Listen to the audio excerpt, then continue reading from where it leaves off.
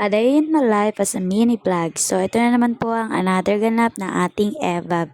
So, ipagmamalaki ko nga po pala ang ginagawa ng aking lola na kanyang business. So, eto na nga, nagtry ang EVAB nyo magpilat at nautusan ng lola na pumunta sa labas para palitan yung kanyang ibinilad nung umaga. Sobrang init guys, kaya kita nyo naman nakapayong ang EVAB. And then, eto na nga pala, proceed tayo kung paano ito niluluto ni lola.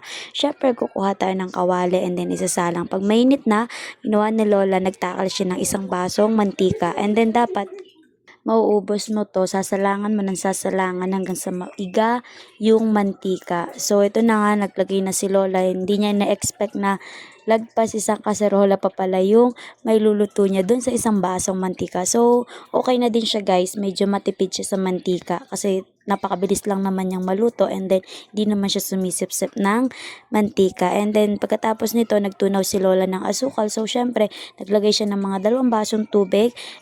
Paigayin ito ng paigayin hanggang sa maluto yung asukal. And then pagkatapos nun ay ilalagay na yung pritong bahaw. And then hahaluin lang ng hahaluin ng walang katapusang halo guys.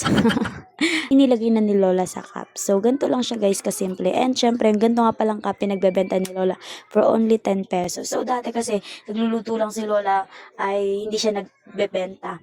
Pero, dahil nga na-suggest ng kanyang mga apo, na what if itry ibenta? And then, kasi dito sa church namin, merong compassion, merong beneficiary na mga pumapasok. So, malaking bagay. Kasi, nagugustuhan ng mga estudyante. At pag tuwing linggo, paglinggo naman ay sumisimba yung mga magulang. So, bumibili din at nauubos. Kaya naman, yun lang mo process, magluluto ka na magluluto. Pero worth it naman. So, nakakatuwa dahil nakikilala na yung business ni Lola. Sabi niya, kailangan daw aralin namin yung kanyang ginagawa para daw pag wala na siya, may pagpapatuloy daw namin yung business niya. So, sana tumagal pa ang buhay ni Lola.